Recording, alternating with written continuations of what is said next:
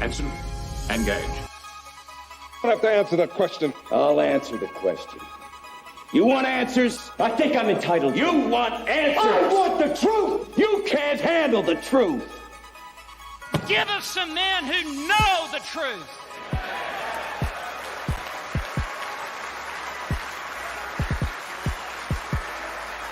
And who will declare the truth. And who will stand with Athanasius and Polycarp and Calvin and Luther and Whitefield and Edwards, and who will declare from the housetops that the gospel is the power of God unto salvation.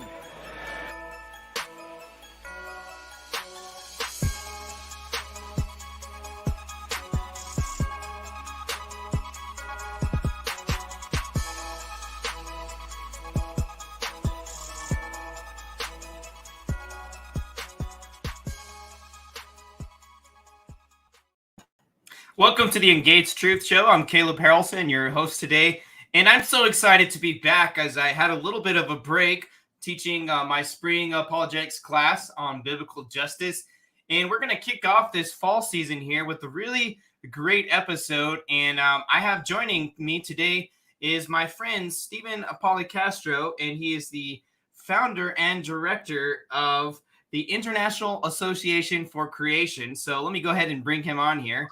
Hey, Stephen, how are you doing today? Hey, I'm doing well, Caleb. How are you? Oh, I'm doing great. And I'm so excited to have you on here. There's just so many things that the Lord has been using you for recently in the kingdom, and just all the networks that you've been a part of. And now I'm a part of that as well. And so I just want you to share a little bit of your story of how you got to the point where you are today of starting the International Association for Creation. Yeah, so it was back in college, which seems like so long ago, but it really wasn't. When I got really interested in creation, I believed it my whole life since I was 4 years old that God created the earth in 6 days. That's what the Bible says. And so it wasn't until college that I met a speaker from Institute for Creation Research, and I was like, wow, this is really good, and there has to be more out there. So I was doing my research, and I met the assistant to the executive director of the Mount St. Helens Creation Center in Washington State. And she had heard about the event that we had on the campus with the ICR speaker. And she was telling me that there are small creation learning centers around the country, and she knew of a few that could use prayer. And so my friends and I started praying for them. And then just more of their friends that they knew from other learning centers asked for prayer as well. So over time, it grew, and we started exchanging more information, sharing resources. There's over 280 members now of IAC who are in creation ministries around the world, and it's really exciting to see people be able to collaborate and connect together to do more for the kingdom as we work as a body.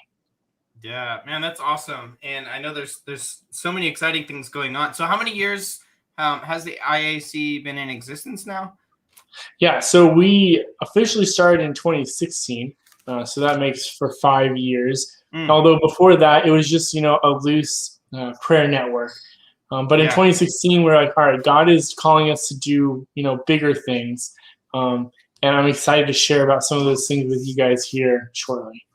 Yeah, absolutely. And, I love that it started with prayer, because that's so important as believers, that every big thing that God calls us to needs to start with prayer. I was reading through the book of Nehemiah, and for one of my seminary classes, and I'm just going through it again now, and I just we see that driving passion there, that everything was driven by prayer through and through. So I appreciate that with your ministry as well. So let's talk about some of the specific aspects of the IAC. Now, what are the key focuses now at this point? Yeah, so the two things that we're focusing on are training up local Christians in their cities to give creation tours of secular museums, which is growing in popularity around the world. And then we also work overseas with national Christian homeschool leaders to legalize homeschooling in different countries from Latin America, Europe, Africa, and Asia. Oh, that's awesome. Yeah, I've seen you posting about that and asking for prayers there. So my understanding is there's countries where homeschooling is illegal then, right? Currently? Yes. So there's Wow. only a handful of nations where homeschooling is legal. Most countries, it's either illegal or it's kind of in the middle. And so you can have your kids taken away from you, go to jail, Wow. things like that are just unthinkable in America today, at least. Yeah. But it's important that we are able to use the resources that God has given us to help these leaders, change their nations for good. And it's exciting to see all the open doors that God has given us. Yeah. Well, before we get into our key focus today on the creation tours, I'm wondering if maybe is there something you could share that some of our viewers watching and listening how can they support you in your efforts to help homeschooling get legalized in other countries? Like, is prayer one of the main ways, or are there any other ways besides that? Or? Yeah, so definitely praying and also writing notes of encouragement to the national leaders in these other countries. And you can do that online on our website at ganchl.org. There's a little button at the top that says you can write a note of encouragement to the leaders. So yes, praying and then writing notes of encouragement. And again, that's ganchl.org. So thank you so much for your support. Yeah, that's awesome. And I hope everyone will take you up on that and write some letters of encouragement.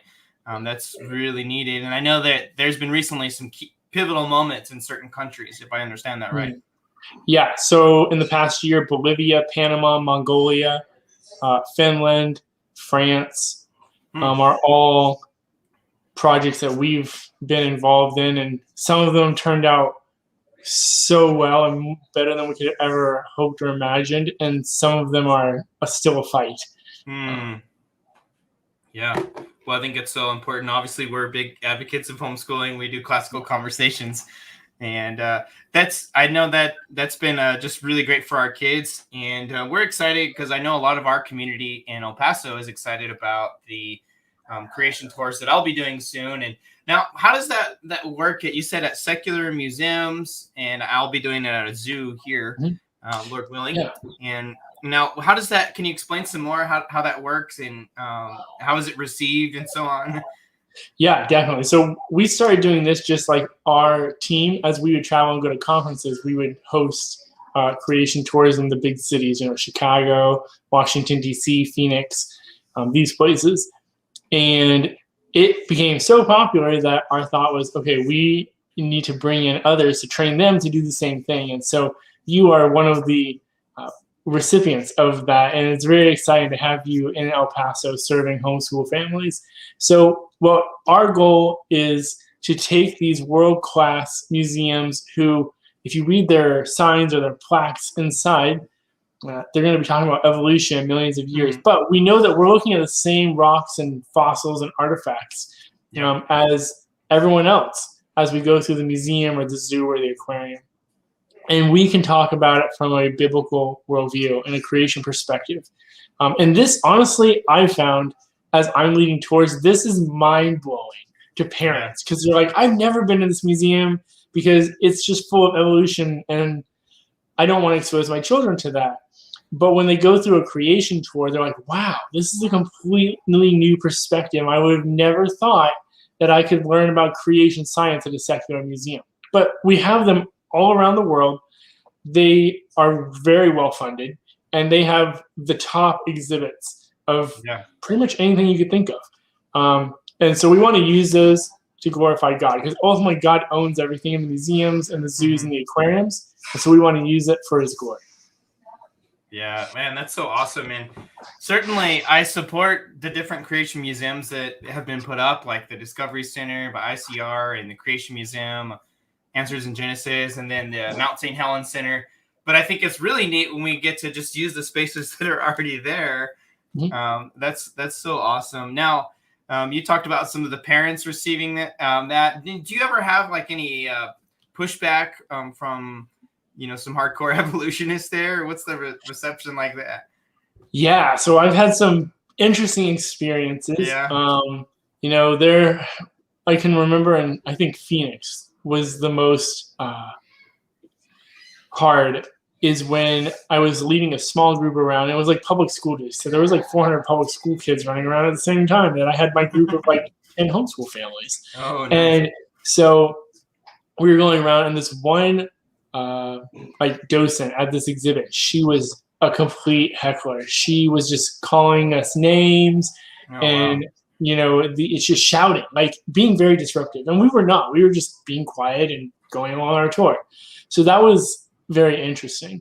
But actually, usually what happens is the docents or the curators of the museum, they'll hear about what we're saying, and then afterwards they'll come to the group and say, "Oh, I heard what you're saying. It was really interesting. Can I ask you some questions?" And so it opens up an awesome opportunity for evangelism and share with them, like, why do we believe this different perspective? And for the most part, a lot of these individuals may have seen things online and they, think that it's just, hokey or, it's not well put together. But when they see someone going into a world-class museum that they know is put well together and that you can talk about it from a creation perspective, that piques their interest. And so it just opens up a lot of doors. Yeah, no, that's so awesome. I know Nate Loper with Canyon Ministries was sharing with me different opportunities when they're giving tours on the Grand Canyon Rim. They always have people listening in, and most of it's positive, and sometimes not so much. But I find it so encouraging how these spaces can be used for God's glory, and just really the training that people get who are giving the tours. It's not just some piecemeal thing where we're not. We're always learning, certainly, but it's some pretty good training. Maybe you can talk a little bit about the training that the different tour guides receive. Yeah, so we have a 3-week training program that we provide to incoming guides so that they can start their own tour guide ministry in their city. And so we want to see each of the guides that we place in the cities be successful, be able to engage their community, have it be a ministry and outreach opportunity. And it is exciting to see that happening in major cities like Los Angeles, Dallas, Chicago, Philadelphia, all around the U.S., even London, United Kingdom, Ottawa and Toronto in Canada. So it's really growing and it's exciting. There's interest for it. Parents and kids and students and teachers want to go to these museums and they want to hear about God. And so it really is a shift in the mindset of our culture of saying, oh, I need to mark and avoid that. Yeah. Going from that perspective to, oh, I want to go there. And now I can go there because I have, someone who is able to share this from a biblical perspective. Oh, absolutely. And I'm so glad you pointed that out because I think a lot of times people think of homeschoolers or Christians in general as, well, let's isolate ourselves in our bubble. But rather, I think it's really neat being at the museum because you can actually look at both perspectives in that moment. And of course, we're sharing a creation perspective, and then they see the signs there, and we can learn critical thinking skills, if you will, on the go. Like, well, what do you think about this? And what do you think God's word says? And how do we interpret that in light of, soft tissue and dinosaur bones, or even geologists and paleontologists are saying that all the dinosaurs died in a catastrophe, but it's all local catastrophes all around the world. So what if we connect that together and connect those dots? And I'd like to say to some people who think that we're just trying to run and hide is rather, no, we're going to teach our kids really well what the evolution story is, but we're also going to teach them very well what the Genesis story is and what the evidence says there as well.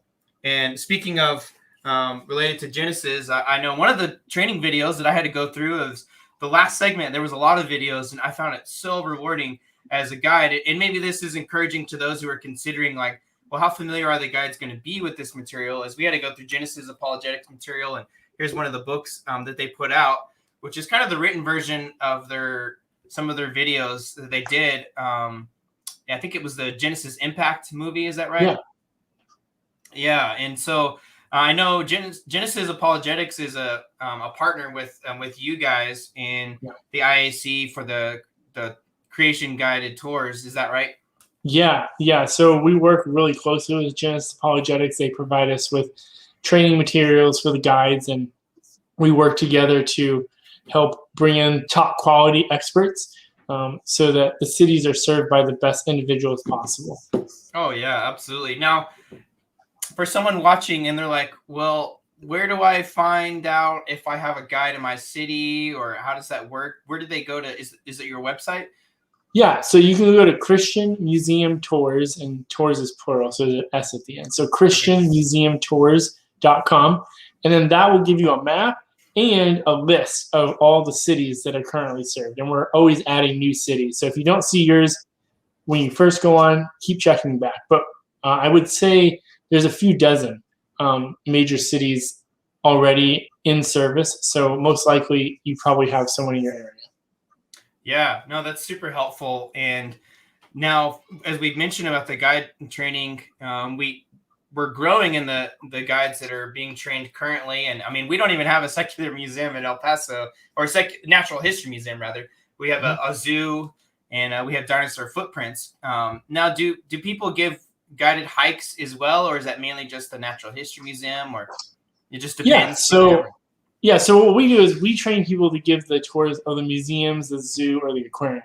However, many of our guides have chosen to add additional like outings and tours as well. So whether it's the La Brea tar pits in Los Angeles, or looking and digging for fossils outside of Kansas City, there's many opportunities. So it's not just restricted to museums.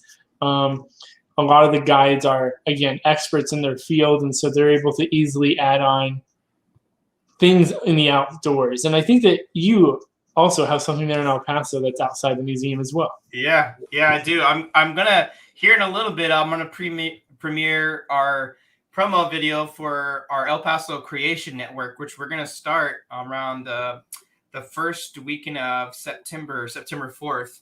And I filmed that video at the site where we have theropod footprints here in El Paso. And so I'm planning to give guided hikes down there, and I'll be talking about a lot about the flood and dinosaur extinction more at that site. And there's actually about 19 different spots that have been marked out by a local geologist, Dr. Eric Kapus. And he's the one who wrote his master's thesis on those footprints. So in the future, I'll be giving hikes there, but I'll start out at the zoo. And so we have a really nice zoo, so it'll be fun to take groups around there. Awesome. Praise God. Yeah, I'm excited about that. So what are some other ways that people can get behind these guided tours? I'm hoping, one, that they could share this video, so they'll just bring more awareness to that. But maybe there's something else you can think of that they could support these tours and this ministry. Yeah, so signing up for a tour at the website, again, christianmuseumtours.com. And if you are a group leader at your church, or you're a school teacher, having a field trip or a group outing is a great idea.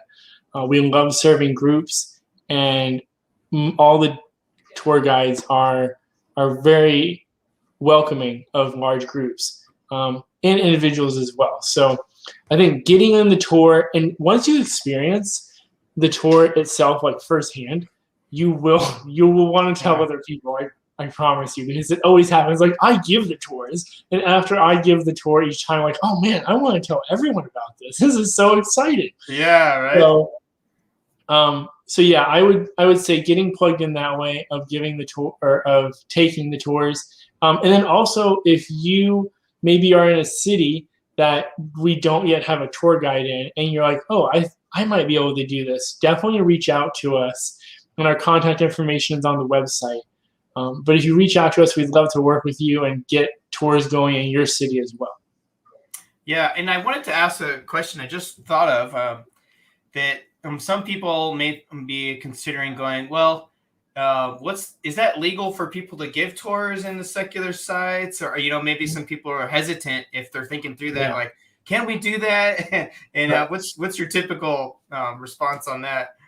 Yeah, so we have a team of lawyers that back us in the tours, so that's helpful. We have, in the United States, there's a constitutional right to give the tours, not only through the freedom of speech, but also freedom of association. And then also state laws that are for public accommodation. So we're covering all of our bases.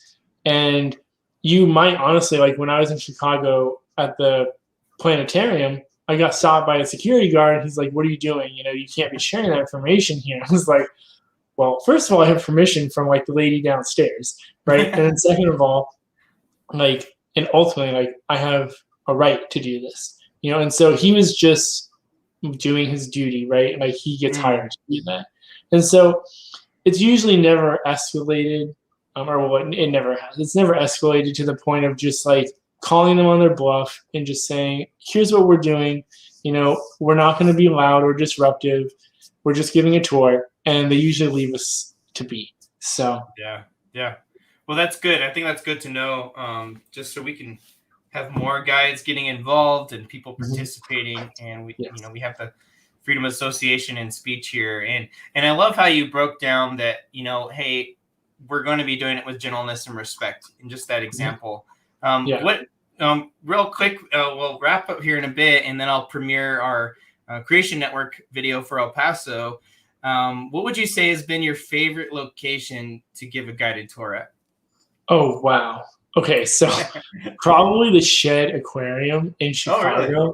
Wow. I love it because, so in some aquariums you go through and it's like a big tank with lots of animals, which is cool, like the Florida Aquarium. And that's really neat because it's like immersive. But the Shed Aquarium, each animal has its own tank, and it's almost like you're at an art gallery because there's like the square and you're looking into it and you see this living creature. And it's such a beautiful like living art gallery. That's probably my favorite. And I think it's my favorite because A, I love art, and B, like God's creation is the most amazing like 4D art project ever. So if you can like capture that in little snapshots, little portraits, in the museum or in the aquarium, I think that is just beyond amazing. So yeah, that's awesome.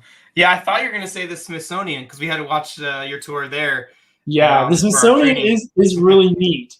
So yeah, and I just really just love and appreciate your passion for the tours and for the Lord ultimately. That every spot that you were stopping at, you were just sharing how it points to the glory of the Lord. And I love how Randy Galuza with ICR says science is about worship, and I truly believe that this is the end goal of science and standing in awe of the stars, the animals, is to behold our Creator, and the heavens declare the glory of God. The rocks cry out, pointing to God.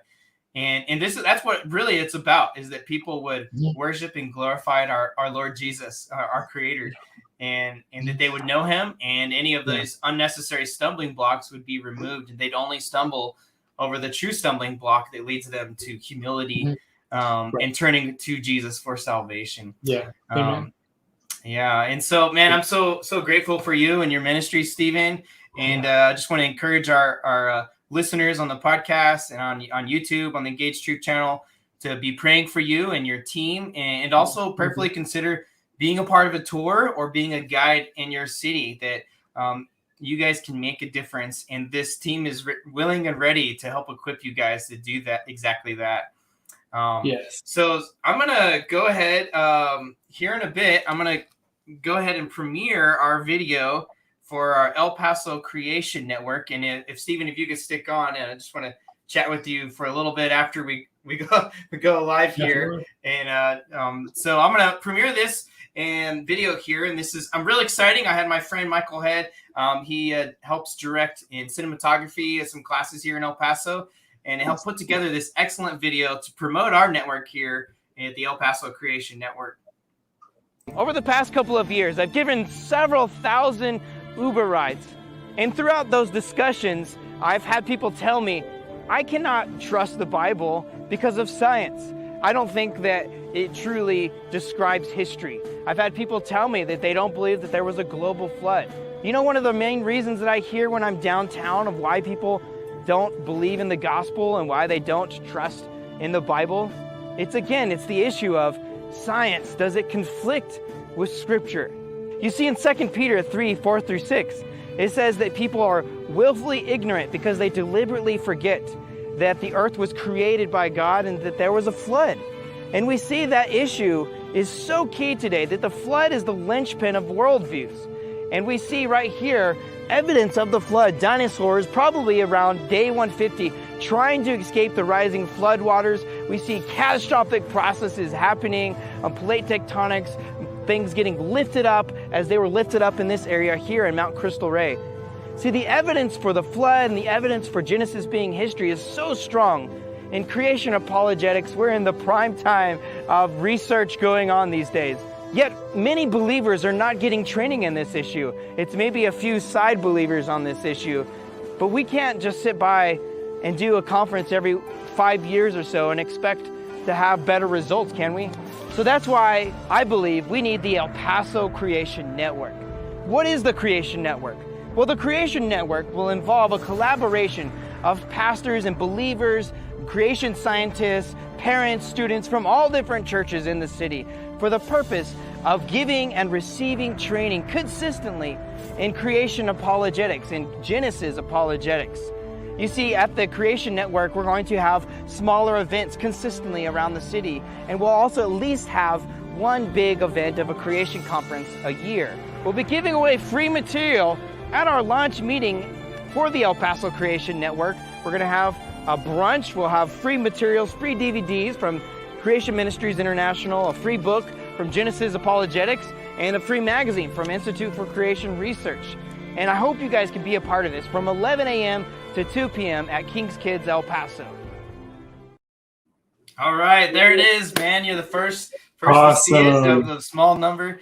So I'm super excited about this network coming up, and any of our pastor friends in the area. I hope you guys can make it out and be a part of this. So we want to create a consistent presence of creation apologetics in this city. So, well, Stephen, I just want to thank you again for coming on today. It's just been a joy and a pleasure to have you on the show, and we're going to be just praying for you and your ministry and just the network that you've been doing and all the great work. Now, one other thing I think I've seen on the website is you have had something. It's like I don't think you put it together, but you participated in the International Conference on Creationism.